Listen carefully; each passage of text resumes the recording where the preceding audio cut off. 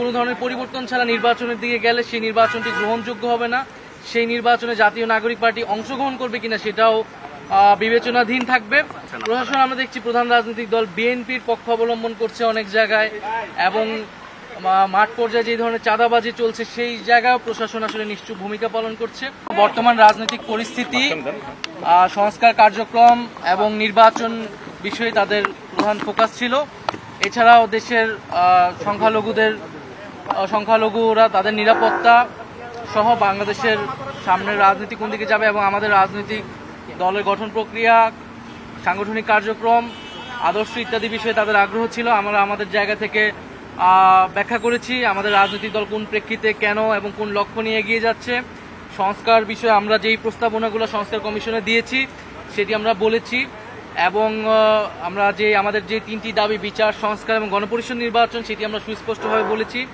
আমরা বলেছি যে আমরা এখানে কোনো ধরনের ন্যূনতম সংস্কার নয়, বরং মৌলিক সংস্কার, রাষ্ট্রের গুণগত পরিবর্তনের জন্য আমরা কাজ করছি, এবং কোনো ধরনের পরিবর্তন ছাড়া নির্বাচনের দিকে গেলে সেই নির্বাচনটি গ্রহণযোগ্য হবে না।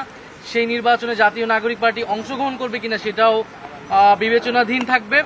আমরা আমাদের যে তিনটি এজেন্ডা নিয়েই সারা দেশে কাজ করছি, এবং বর্তমান সময়ে যেই মাঠ প্রশাসন রয়েছে সেই মাঠ প্রশাসন আমাদের কাছে মনে হয়েছে যে নিরপেক্ষ আচরণ করছে না। বিভিন্ন জায়গায় জাতীয় নাগরিক পার্টির নেতাকর্মীদের উপরে হামলা চলছে, এবং সেই জায়গায় প্রশাসন আমরা নিশ্চুপ ভূমিকা পালন করতে দেখছি। সেই জায়গাগুলো আমরা বলেছি, এবং আমাদের নিরপেক্ষ না বলতে প্রশাসন কার পক্ষ নিচ্ছে বা কি বলেছেন? প্রশাসন আমরা দেখছি প্রধান রাজনৈতিক দল বিএনপির পক্ষ অবলম্বন করছে অনেক জায়গায়, এবং মাঠ পর্যায়ে যে ধরনের চাঁদাবাজি চলছে সেই জায়গায় প্রশাসন আসলে নিশ্চুপ ভূমিকা পালন করছে।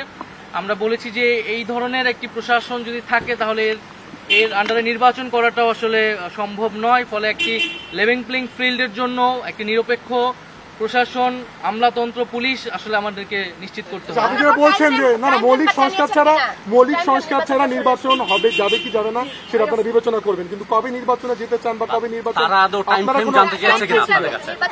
টাইম ফ্রেমে তো আমরা যেটা আমাদের এর আগে আমরা বলেছি প্রধান উপদেষ্টা ডিসেম্বর থেকে জুন, আমরা প্রাথমিকভাবে সেটাকে সমর্থন করছি, কিন্তু নির্বাচনের আগে আমরা অবশ্যই কি কি কাজ করে আমরা নির্বাচনের দিকে যেতে হবে, দৃশ্যমান বিচারের রোডম্যাপ দেওয়া এবং সংস্কার অর্থাৎ জুলাই সনদ কার্যকর করা ইত্যাদি ছাড়া আসলে নির্বাচনের সময় নিয়ে আসলে কথা বলে কোনো লাভ নেই। এবং রোহিঙ্গা বিষয়ে কোনো কথা হয়েছে কিনা? রোহিঙ্গা বিষয়ে তারা আমরা তাদের সাপোর্ট চেয়েছি, তারা বলেছে তারা সেই জায়গাতে নিয়ে আওয়ামী লীগকে নির্বাচনে আসা না আসা নিয়ে তাদের সঙ্গে কোনো আলোচনা হয়েছে কিনা?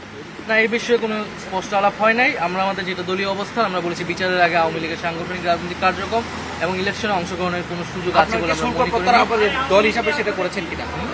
শুল্ক যেটা আমাদের উপর নিষেধাজ্ঞা আসছে সেই না, এই বিষয়ে কোনো আলোচনা হয়নি। আমাদের অর্থনৈতিক পলিসি নিয়ে তারা জিজ্ঞাসা করেছিল আমাদের, সেই জায়গায় আমরা বলেছি আমরা কি ধরনের বিজনেস এনভায়রনমেন্ট চাই, আমাদের পলিসি কি হবে, ক্ষমতায় গেলে আমরা কি ধরনের ব্যবস্থা তৈরি করবো সেটা নিয়ে কথা বলছি। নির্বাচন ইস্যুতে তারা কোনো ধরনের প্রস্তাব আপনাদেরকে দিয়েছে কিনা?